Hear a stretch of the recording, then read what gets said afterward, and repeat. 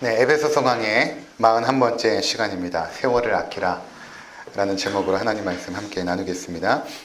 미국의 시간관리 전문가인 마이클 포티너 교수의 연구 결과에 따르면 인간의 그 평균 수명을 70년 산다고 했을 때 과연 이 70년 동안 시간을 어떻게 사용하는가를 조사를 한 것입니다.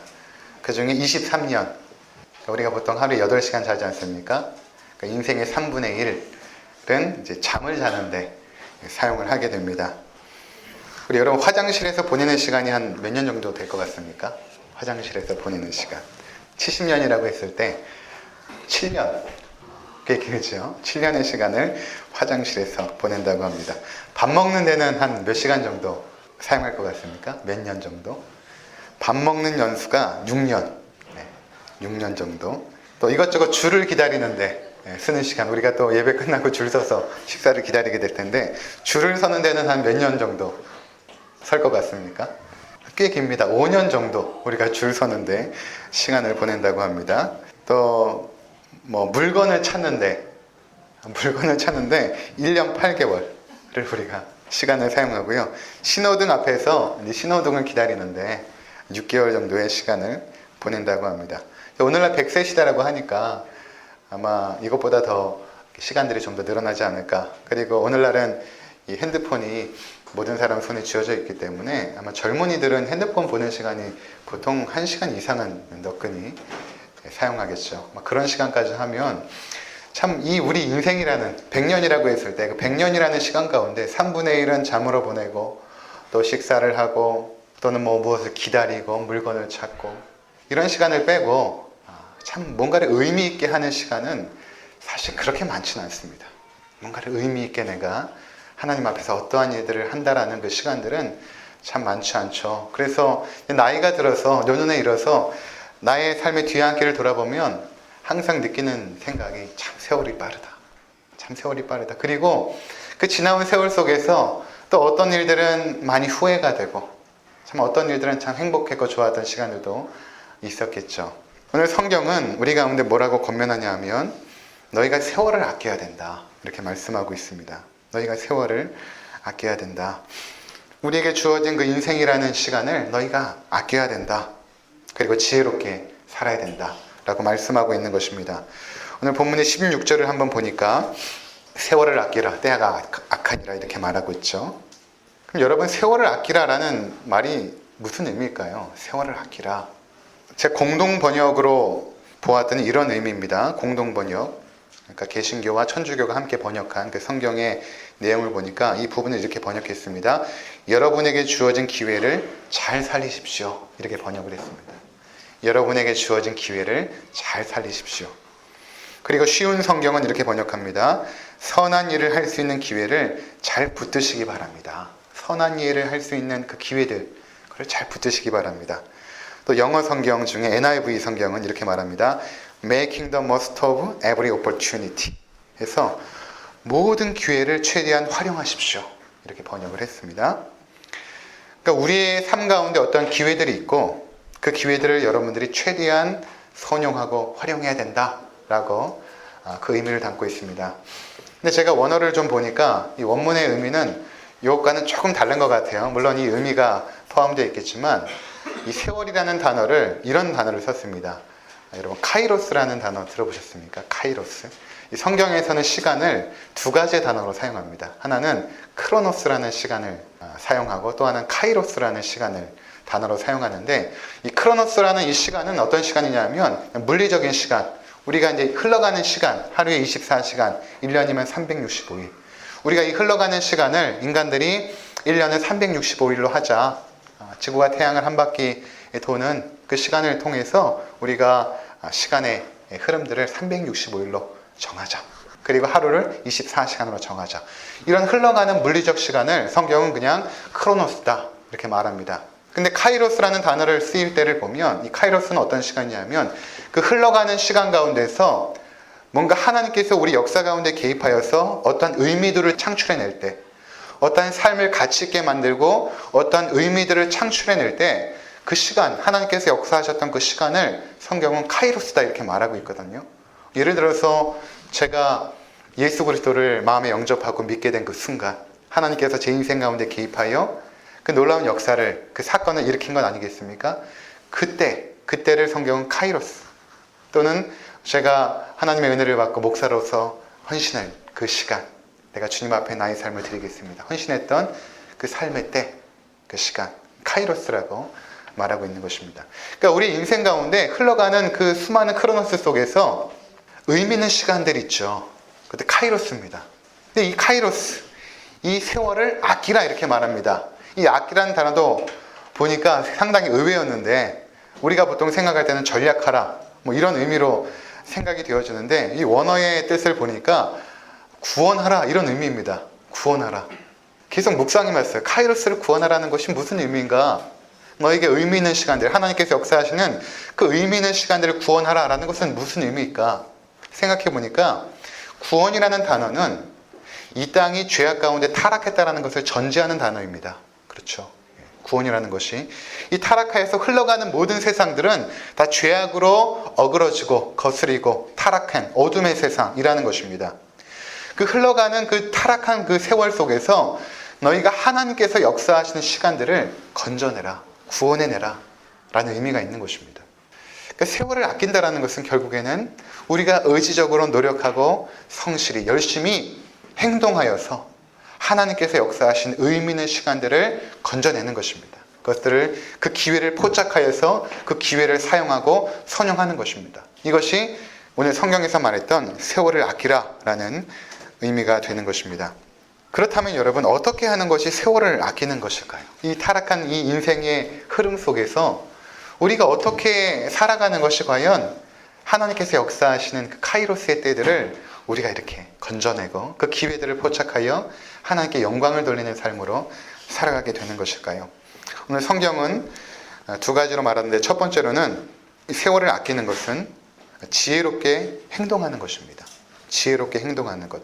15절을 한번 보시면, 그런즉 너희가 어떻게 행할지를 자세히 주의하여 지혜 없는 자 같이 말지 말고 오직 지혜 있는 자 같이 하여, 이렇게 말하죠. 너희가 지혜롭게 행동해야 된다. 지혜롭게 행동해야 되는데 그 앞에 붙은 수식어가 있습니다. 그게 뭐냐면 어떻게 행할지를 자세히 주의하여 라고 말합니다. 너희가 어떻게 행할지를 자세히 주의하라. 행동하기 전에 너희가 분명히 이것을 어떻게 해야 될지를 자세히 관찰하고 살펴보고, 이것을 행동해야 될지 아니면 멈춰야 될지 하지 말아야 될지 그것들을 자세히 주의하여서 어리석게 지혜 없이 행동하지 말고 지혜롭게 행동하라, 이렇게 말씀하고 있습니다. 그렇게 지혜롭게 행동하게 될 때 그것은 너희 인생 가운데 세월을 아끼는 삶을 살게 되는 것이다, 이런 말씀인 것입니다.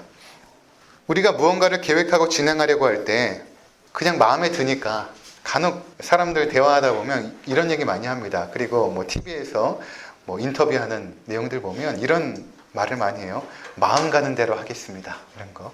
너 마음 가는 대로 해. 근데 여러분, 우리의 마음은 부패하고 타락했거든요. 이기적입니다. 다 이기적이에요.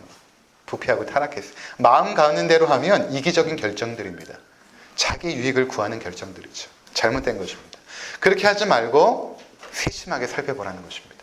어떻게 하는 것이 지혜로운 것인지, 당장 너희 앞에 유익을 주는 일에 선뜻 그 일을 행하지 말고, 누군가 그냥 어떠한 제안을 했는데 보기 좋은 거예요. 이거 결정하면 나의 삶에 큰 유익이 있을 것 같아요. 당장 결정하지 말고 자세히 주의하라는 것입니다. 그러니까 여러분, 우리가 모든 판단과 결정을 할 때 여러분 함부로 하면 안 됩니다. 아주 자세히 주의해야 됩니다. 예를 들어서 이사를 한다던가, 뭐 학교를 선택한다던가, 직장을 선택한다던가, 아니면 물건을 하나 산다고 할지라도 그냥 마음에 든다고 인터넷 쇼핑 그냥 하는 것이 아닙니다. TV 보다가 물건 나왔다고 그냥 사는 것이 아니라 자세히 주의하여서 지혜롭게 선택하라는 것입니다. 여러분, 집에 쌓여있는 물건 중에 3년 동안 한 번도 쓰지 않는 것들 많이 있죠. 그거 내 욕심 덩어리입니다. 내 욕심이 쌓여있는 거예요. 그렇지 않습니까? 한 번도 쓰지 않는데 언젠가 한번 쓸 것처럼 생각하다가 결국에는 버리게 됩니다. 낭비한 것이죠. 지혜롭지 못한 것이죠. 그거 쇼핑하느라고 시간 사용한 것, 돈 사용한 것 생각해 보십시오. 세월을 아끼지 못하고 낭비한 것입니다. 그러니까 하나님께서는 오늘 말씀 가운데 너희가 자세히 주의해라. 무언가를 결정하고 행동할 때는 함부로 하지 말아라. 지혜롭게 자세히 주의하여서 결정해라 라고 말씀하고 있는 것입니다. 그렇다면 어떻게 결정해야 될까? 17절에 이렇게 말합니다. 그러므로 어리석은 자가 되지 말고 오직 주의 뜻이 무엇인가 이해하라. 주님의 뜻이 무엇인가를 이해하여서 그 주님의 뜻을 선택하라는 것입니다. 지혜롭게 선택한다는 것, 지혜롭게 산다는 것은 결국에는 주님의 뜻을 분별하는 것입니다. 주의 뜻이 무엇일까? 내가 기대하고 원했던 것인가? 어떤 경제적 유익을 주는가? 감정적으로 마음이 끌리는가? 이것이 행동의 판단 기준이 되어서는 안 됩니다. 그것이 아니라 주님의 뜻이 무엇인가를 살펴보라는 것입니다. 주님의 뜻이 무엇인가? 그것도 자세히 살펴보라. 정말 주님의 뜻인가? 묻고 확신 속에서 너희가 행동하라 라고 말하고 있는 것입니다. 우리가 살아가는 삶 속에서 여러 기회들이 찾아오죠. 어떤 것은 내가 기도하고 기대했던 기회들이 있고, 또 어떤 것은 전혀 의도하지 않았는데 찾아오는 제안들이 있습니다. 근데 우리들 마음이 대부분 어떻게 흘러가냐 하면, 대부분의 사람들이 기대하고 소망하는 것들, 그것도 우리도 추구하게 되겠죠. 청년들이라면 연봉이 좀 높은 기업, 복지가 좀 잘 돼 있는 곳, 이런 것들, 내 스펙에 뭔가 좋은 영향을 주는 곳들, 이런 것들을 청년들이 기대하지 않겠습니까? 또는 보기에 좋은 것들. 근데 성경은 그렇게 결정하는 것이 아니라 주의 뜻이 무엇인가? 아무리 너희 눈에 보기 좋더라도 주의 뜻이 무엇인가를 너희가 이해해야 된다 라고 말하고 있는 것입니다. 그것을 자세히 살피라는 것입니다. 우리는 대부분 그동안 살아오면서 내가 했던 경험들이 있지 않습니까? 그리고 내가 아는 지식들이 있습니다. 그 경험과 지식의 한계 속에서 우리는 살아가죠. 그 이상으로 우리는 보지도 못하고 그 이상으로 어떤 것을 기대할 수도 없습니다. 그냥 내 경험과 지식의 수준 안에서 우리는 살아갈 뿐입니다. 근데 거기서 내가 지혜롭다고 판단하고 결정한 것들은 결국에는 내 한계성 속에서의 최선일 뿐이지, 하나님 보실 때는 많은 경우에 굉장히 우매한 결정들이 너무나 많이 있습니다. 여러분들이 지금 이렇게 여기까지 와서 과거에 했던 선택들, 행동들을 한번 생각해 보십시오. 그 당시에는 굉장히 지혜롭다라고 생각했던 것들이 지금 돌이켜보면 내가 왜 그때 그런 선택을 했을까? 그때 내가 왜 이렇게 우매했을까? 그때 내 지혜와 경험의 한계성 속에서 나름대로 최선의 선택이라고 했지만 그것은 결국에는 시간을 낭비하고 세월을 낭비한 결정이 되었던 것입니다. 내 수준에서의 지혜, 내 수준에서의 최선, 그렇게 삶을 살아가지 말라는 것입니다. 진정한 지혜는 하나님께로부터 옵니다. 하나님이 지혜의 원천이시거든요. 그래서 주의 뜻이 무엇인가를 우리가 바르게 이해하고 그 뜻대로 우리의 삶을 결정하게 되면 결국 하나님의 선하심과 하나님의 은혜들이 우리 삶 가운데 임하기 시작합니다. 근데 이런 삶을 우리가 잘 살아보지 않아서 때로는 낯설죠. 내가 선택하고 결정하는 것이 옳은 것 같고 전부인 것 같습니다. 근데 그렇지 않습니다. 그렇다면 여러분, 우리가 어떻게 주님의 뜻을 이해할 수 있을까요? 주의 뜻이 무엇인가를 이해해야 되는데 주님의 뜻을 우리가 어떻게 이해할 수 있을까요?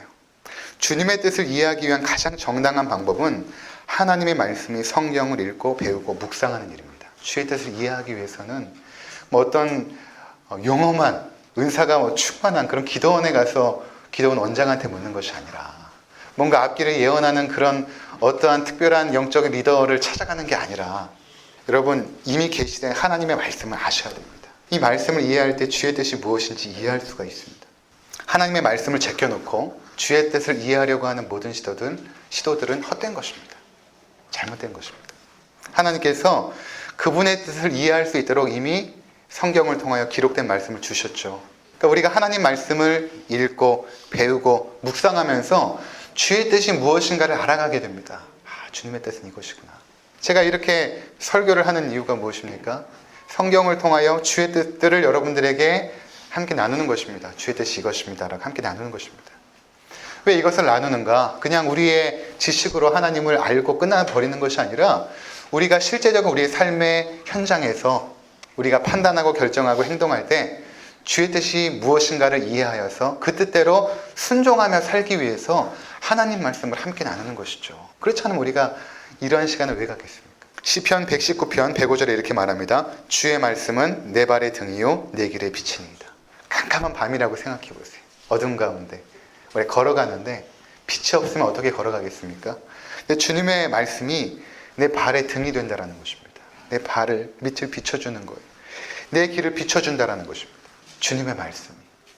디모데후서 3장 15절 16절 모든 성경은 하나님의 감동으로 된 것으로 교훈과 책망과 바르게 함과 의로 교육하게 유익하니 이는 하나님의 사람으로 온전하게 하며 모든 선한 일을 행할 능력을 갖추게 하려 함이라. 우리가 이 땅에 살아가면서 하나님께서 보시기에 선한 일을 행할 그 능력이 어디서 나오는가? 기록된 주의 말씀을 통하여, 모든 성경을 통하여. 왜냐하면 이 성경이 하나님의 감동으로 된 것이기 때문에, 감동이라는 것은 성경을 보니까 호흡이거든요. 하나님의 호흡, 하나님의 숨결, 하나님의 뜻, 하나님의 지혜, 그것이 호흡, 루하흐라는 단어이거든요. 그것이 말씀에 담겨 있다는 것입니다. 여러분, 이 말씀에 담겨 있어요. 하나님의 뜻과 하나님의 호흡과 하나님의 은혜와 그 지혜. 이 말씀을 우리가 가까이 하고 늘 배우고 묵상하면서 주의 뜻을 이해하게 되면 그 뜻대로 살아가게 되죠. 그러면 인생을 가치 있고 의미 있게 산다는 것입니다. 세월을 낭비하지 않고 세월을 아끼는 것이죠. 제 인생의 뒤를 돌아볼 때 어떤 시간들은 참으로 후회되는 시간들이 있습니다. 세월을 아끼지 못한 것이죠. 낭비한 것입니다. 오늘 성경에 보니까 15절에는 지혜 없는 자라고 말하고 17절에는 어리석은 자라고 말합니다. 그러니까 제가 지혜 없이 어리석었던 순간들이 있었던 것입니다. 로이드 존스 목사님이 이 어리석은 자를 세 가지로 이렇게 말씀하시더라고요. 첫 번째가 감정에 지배받는 자, 두 번째가 욕망에 지배받는 자, 세 번째가 자기를 자랑하는 자. 감정에 지배받고 내 욕망에 지배받고 나를 자랑하기 위해서 어떠한 판단과 선택과 결정을 했던 나의 시간들, 그 시간들은 결국에는 그 당시에는 내 눈에 보기 좋았지만 결국에 보면 어리석은 것이었고 지혜가 없는 것이었고 세월을 낭비한 것이었습니다. 그러나 반면에 또 제 인생 가운데 주님의 뜻을 이해하고 순종했던 시간들도 있거든요. 지금도 그런 여정 가운데 있습니다.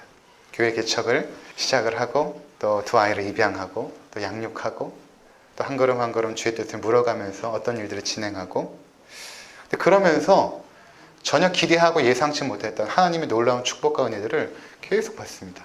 우리는 어떤 것을 예측해야만 그 길을 가잖아요.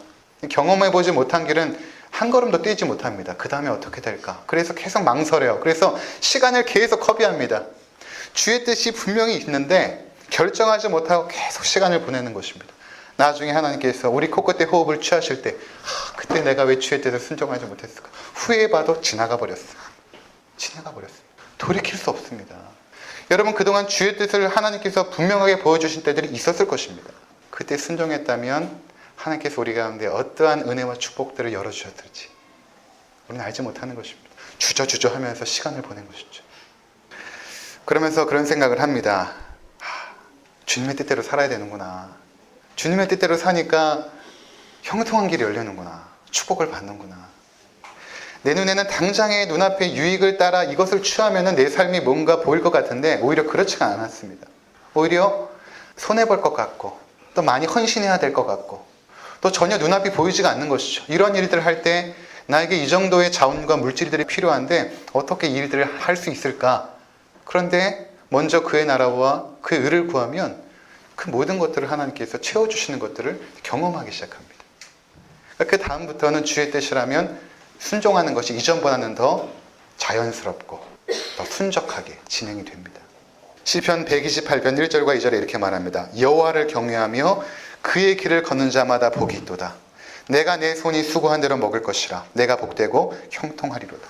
여호와를 경외하면서 내 뜻대로 살아가는 것이 아니라 그의 길을 걷는 자마다, 주의 뜻이 무엇인가를 이해하고 그분의 길을 걷는 자마다 복이 있도다. 내가 내 손이 수고한 대로 먹을 것이라. 내가 복되고 형통하리로다. 이 세상에 얼마나 많은 사람들이 열심히 수고하지만 그 수고한 대가를 취하지 못하는 사람이 얼마나 많습니까? 근데 하나님의 뜻은 이것이거든요. 심는 대로 거두는 것입니다. 수고한 대로 먹는 것입니다.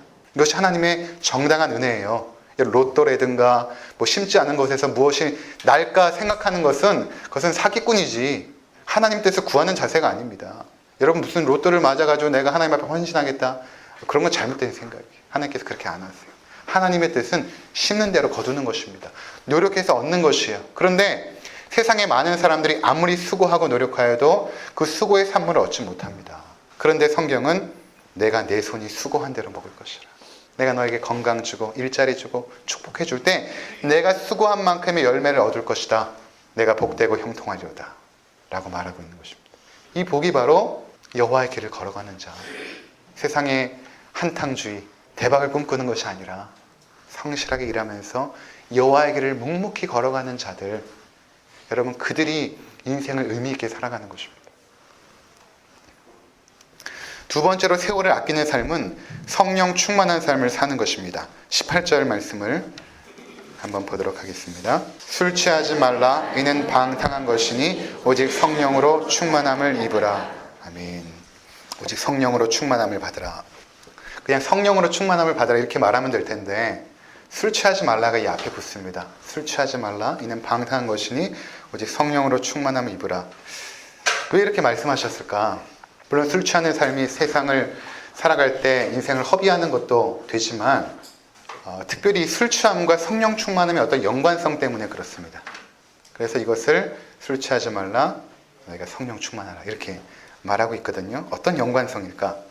이 사도행전 2장에 보면 오순절에 성령께서 이 땅 가운데 충만하게 임하시거든요. 오순절에 120명의 이제 성도들이 함께 모여 있었습니다. 모여 있었는데 성령께서 불의 혀같이 임하여서 그곳에 모였던 대부분의 사람들이 갑자기 이상한 말을 하기 시작하죠. 방언을 받은 것입니다. 그때 방언은 알아듣지 못하는 방언이 아니라 실제적인 언어였거든요.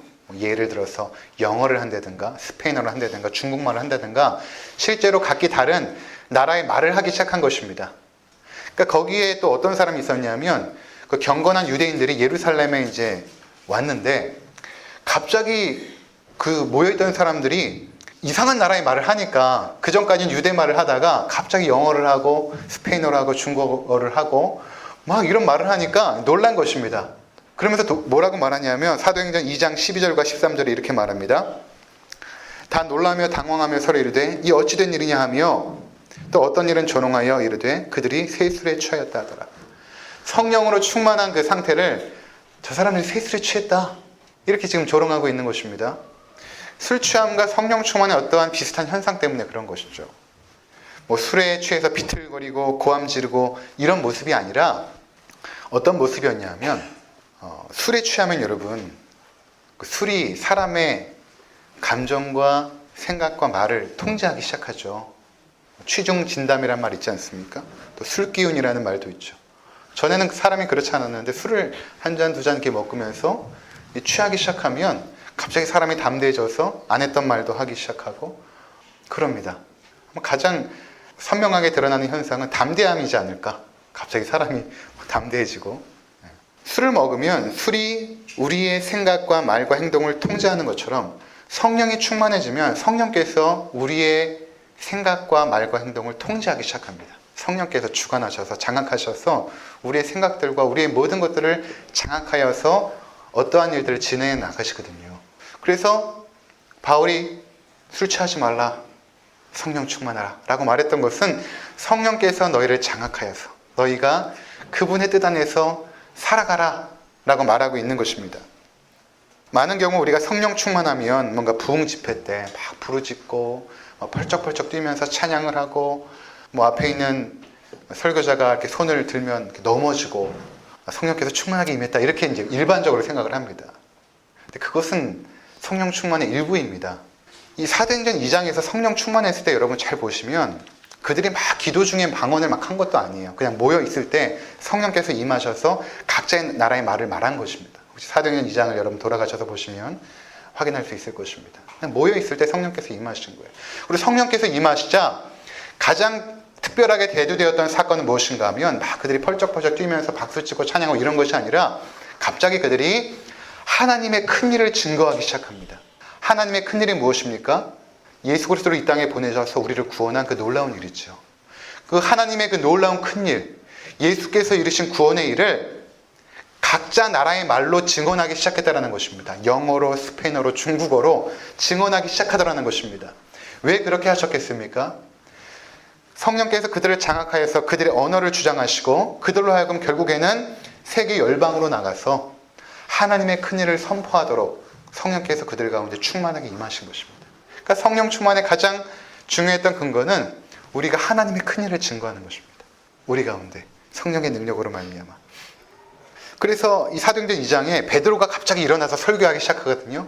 그 당시에 그 현상을 사람들이 이해를 못하니까.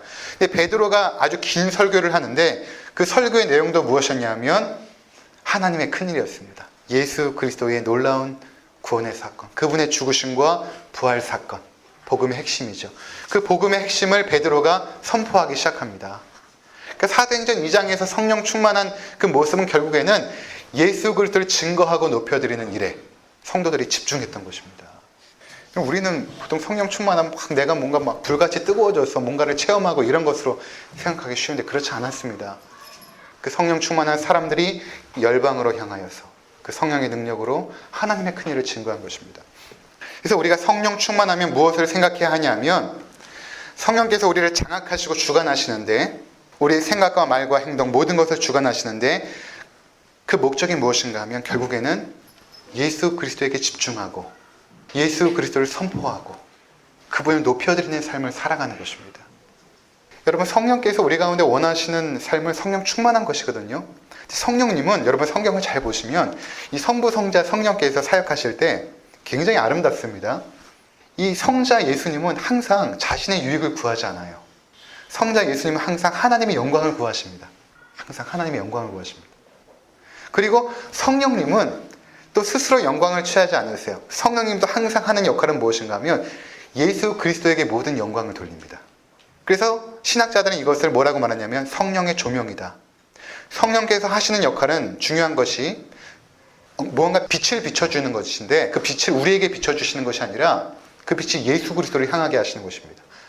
그래서 죄인들로 하여금 예수 그리스도를 바라보도록 예수 그리스도를 의지하도록 그분의 은혜를 받도록 성령님께서는 예수님을 계속 비춰주십니다. 이 성령님의 역할이에요. 그러니까 성령 충만하게 되면 당연히 그 성도들은 예수님을 의지하게 되고 예수님의 뜻대로 살고 싶어하고 그 예수님의 뜻을 알기 위해서 하나님의 말씀을 보게 될 것입니다. 이게 성령 충만한 모습이에요. 저도 이렇게 말씀을 묵상하고 연구하고 설교하는 것이 제 지혜와 능력으로 될 수가 없습니다. 성령께서 제 안에 임하셔서 말씀을 깨닫게 하시고 그것들을 증언하게 하십니다. 성령께서 하시는 일입니다. 그래서 제가 이렇게 설교하다가도 느낍니다. 예수 그리스도를 증거할 때는 내 안에 힘이 올라와요. 이게 내 힘이 아닌데 내 능력도 아니고 지혜가 아닌데 예수 그리스도를 증거하는 순간에는 늘 하나님의 능력이 임합니다. 전에도 제가 뉴질랜드에서 전도를 하는데 리커숍이라고 술을 파는 가게였어요. 거기 인도 사람이 술을 파는데 들어가서 복음을 전하는데 따듬따듬 이야기하다가 예수 그리스도라는 단어가 나와서 복음을 증거하는데 갑자기 제가 제 안에 없었던 영어 실력이 나오기 시작하는데 막 줄줄줄 영어로 이야기하기 시작하는 거예요. 저도 끝나고 나서 내가 지금 뭘 했지? 내가 어떻게 이렇게 영어를 잘했지? 다시 영어를 하려고 해도 영어가 안 나와요. 근데 예수 그리스도를 증거하는데 영어가 막 나오기 시작하는 거예요. 성령께서 충만하게 역사하시는 것입니다. 성령님의 가장 하고 싶은 일은 뭐냐면 예수님을 높여드리는 일이에요. 우리가 막 뜨거워져서 뭔가를 체험하는 것이 아닙니다. 그렇게 해서 뭐 하려고요? 여러분 성령 충만해서 하얀 이빨이 금이빨로 바뀌면 뭐 하실 것입니까? 병원 가도 그거 바꿔주잖아요. 그게 뭐 성령 충만이라고 떠드는 사람들이 있습니다. 그것이 여러분 진정한 삶의 순종의 길로 여러분들을 만들어 갑니까? 그런 일들이 갑자기 금가루가 성령 충만하여 집회 가운데 임하면 그 일들이 여러분들을 예수 그리스도께 순종하고 복종하며 그분의 영광 돌리는 삶으로 인도합니까? 항상 성령 충만할 때 사람들은 하나님의 말씀을 보게 되었고 그 말씀을 묵상하게 되었고 그 속에서 예수 그리스도께 절대 헌신하며 순종하는 삶을 살았습니다. 복음을 증거하며. 그러니까 사도행전 2장의 성령 충만함은 그것입니다. 그래서 골로새서 3장 16절 우리 한번 보도록 하겠습니다. 그리스도의 말씀이 너희 속에 풍성히 거하여 모든 지혜로 피차 가르치며 권면하고 시와 찬송과 신령한 노래를 부르며 감사하는 마음으로 하나님을 찬양하고 또 무엇을 하든지 말에나 일에나 다 주 예수의 이름으로 하고 그를 힘입어 하나님 아버지께 감사하라. 자, 우리가 여기를 읽었죠. 이 말씀과 오늘 우리가 본문으로 삼았던 에베소서 5장 말씀을 한번 비교해 보시기 바랍니다. 에베소서 5장 우리가 읽었던 본문의 말씀과 한번 비교해 보시기 바랍니다. 자, 똑같은데 거의 패턴이 똑같은데 성령 충만하라 라는 그 문맥을 골로새서에서는 다른 표현을 씁니다. 술 취하지 말라 이는 방탕한 것이는 오직 성령으로 충만함을 받으라. 이 구절을 골로새서에서는 16절에 다르게 표현하죠. 뭐라고 표현하냐면 그리스도의 말씀이 너희 속에 풍성히 거하여 이렇게 말합니다. 그러니까 신약 성도들에게 있어서 성령 충만함은 어떤 것이었냐면 그리스도의 말씀이 풍성히 거하는 것과 동일한 것이었습니다. 가장 대표적인 것. 저 사람이 성령 충만하다라고 했을 때 가장 대표적인 것은 뭔가 불러불러 하면서 막 펄쩍펄쩍 뛰는 것이 아니라 그 사람이 그리스도의 말씀으로 충만해졌을 때, 풍성해졌을 때, 그 말씀을 읽고 묵상하고 공부하면서 그 말씀 안에서 그 사람이 풍성해졌을 때, 아, 저 사람 참 성령 충만한 사람이야. 성령께서 저 사람 가운데 충만하게 임했어. 이렇게 말하는 것입니다. 우리가 묵상한 성경 말씀이 우리 안에 풍성히 거하여서 우리의 생각과 말과 행동을 다스리고 주관할 때 이것이 성령 충만함이라는 것입니다. 그렇게 성령 충만한 상태로 우리가 살아가게 되면 당연히 세월을 아끼게 되어 있습니다. 이 제한된 우리 인생 가운데 무엇이 가치 있고 무엇이 중요한지 주의 뜻이 무엇인지 분별할 수 있습니다. 그리고 그 길로 순종해 나가면 우리 인생을 의미 있고 가치 있게 죄악되고 타락된 세상 가운데서 하나님의 카이로스를 건져내는 삶을 사는 것이죠. 매일마다 그렇게 살아가는 것입니다. 간혹 신방하면 그런 분들 계세요. 목사님, 제가 이번에 신약 성경 다 통독했어요. 그럼 너무 기뻐요. 제가 이렇게 강해 설교하는 이유도 있습니다. 이 강해 설교가 때로는 드라이하고 지루할 수도 있거든요. 마치 공부하는 것처럼. 그런데 강해 설교하는 중요한 목적은 성도님들이 성경을 보게 하는 것입니다. 아, 성경을 이렇게 보는 것이구나. 아, 이렇게 해석하는 것이구나. 그 훈련들을 하는 것입니다. 여러분이 직접 성경을 꺼내다가 그때는 몰랐는데, 그때는 내가 이렇게 생각했는데 목사님 설교 들어보니까 아, 이게 맞나 보네 하면서 성경을 들여다보는 것입니다. 오늘 사도행전 2장을 보았지만 2장을 보니까 전에는 막 기도하다가 뭔가를 불을 받아서 막 방언, 우리 알아듣지 못하는 언어를 하는 줄 알았더니 오늘 사도행전 2장을 보니까 그들이 그냥 모여있을 때 성령께서 임하고 그들 가운데 각 나라의 말로 말을 했구나. 이런 것들을 우리가 알아가면서 우리의 삶이 하나님의 뜻에 합당하게 조율이 되는 것입니다. 가지치기 하고 분산됐던 것들, 낭비했던 것들 다 가지치기 하고 하나님이 원하시는 삶으로 우리의 삶이 재정렬되어서 순간순간마다 세월을 아껴가는 삶을 살아가게 되는 것이죠. 여러분, 앞으로 우리 삶이 얼마나 남았겠습니까? 자신할 수 없죠. 여러분 삶이 얼마나 남았겠습니까? 과거의 삶 속에 정말 세월을 아끼시며 살았습니까? 주저주저하며 머뭇거리다 시간을 보내지 않으셨습니까? 주의 뜻이 분명함에도 불구하고 이제 우리에게 남은 시간이 얼마 남지 않았을 것입니다. 나이가 많다고 남은 시간이 짧게 남은 것도 아니고 나이가 어리다고 남은 시간이 길게 남은 것도 아닙니다. 하나님께서 우리를 부르시는 때는 언제인지 알지 못하죠. 그때 하나님께서 우리 이름을 부르시고 이제 내가 올라오라. 내가 너의 코끝의 호흡을 멈추게 하겠다. 내 심장을 멈추게 하겠다라고 하실 때 그때 우리가 삶의 뒤안길을 돌아보면서 후회하지 않는 인생, 정말 의미 있게 살았다라고 우리 자신이 감사하면서 하나님 앞에 갈 수 있기 위해서는 여러분 세월을 아끼시기 바랍니다. 여러분 인생 가운데 내 지혜 경험을 의지하지 마시고 주의 뜻을 분별하시고 성령으로 충만하여서 그 뜻 가운데 살아가는 우리 모든 성도님들 되시기를 주의 이름으로 축원을 드립니다. 기도하겠습니다.